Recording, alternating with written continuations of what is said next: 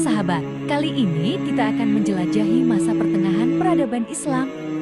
Dari sekitar tahun 1250 hingga 1800 Masehi. Hal ini bertujuan untuk memahami bagaimana sejarah dan kebudayaan Islam berkembang dalam periode ini. Mari kita lihat jejaknya dalam kerajaan-kerajaan besar dan warisan budayanya.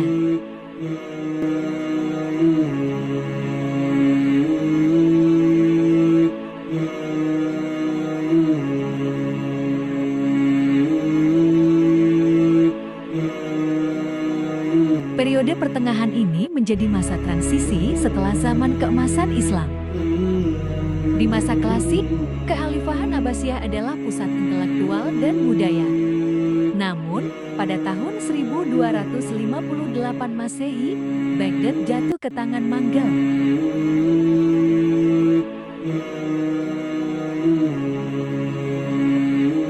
Meskipun pusat Abbasiyah melemah, Islam tetap bertahan dan bahkan berkembang lewat kerajaan-kerajaan non-Arab yang muncul kemudian. 3 kerajaan besar yang menjadi simbol kekuatan Islam masa pertengahan adalah: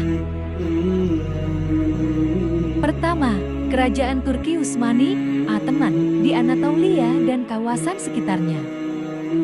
Kedua, Kerajaan Safawiyah di Persia Iran. Ketiga, Kerajaan Mughal di anak benua Indi.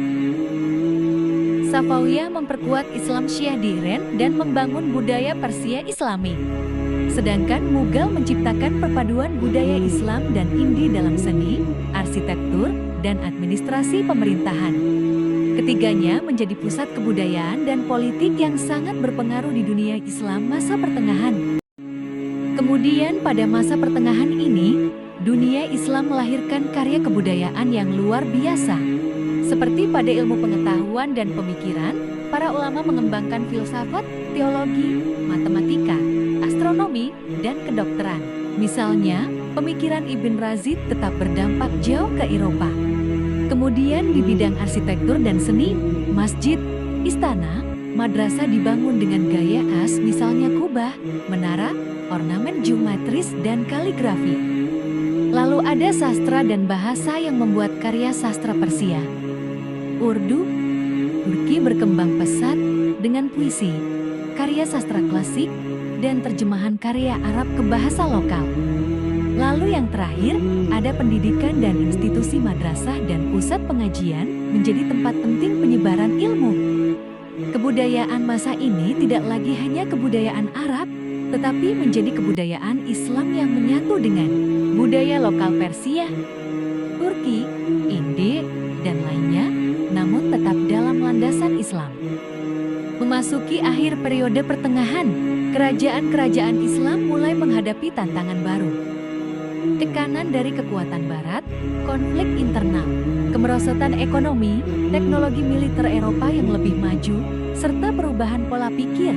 Ketika kontak dengan kekuatan Barat meningkat, alat-alat cetak, teknologi militer, dan ilmu-ilmu baru mulai masuk ke dunia Islam.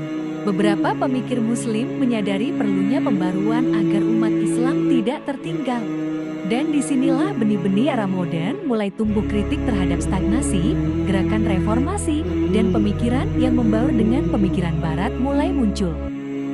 Demikianlah sekilas perjalanan Islam di masa pertengahan 1250 sampai 1800 M. Sebuah periode yang penuh dinamika. Dari keruntuhan pusat klasik hingga munculnya kerajaan-kerajaan besar non-Arab dan pencapaian kebudayaan yang tinggi, serta tantangan menjelang modern.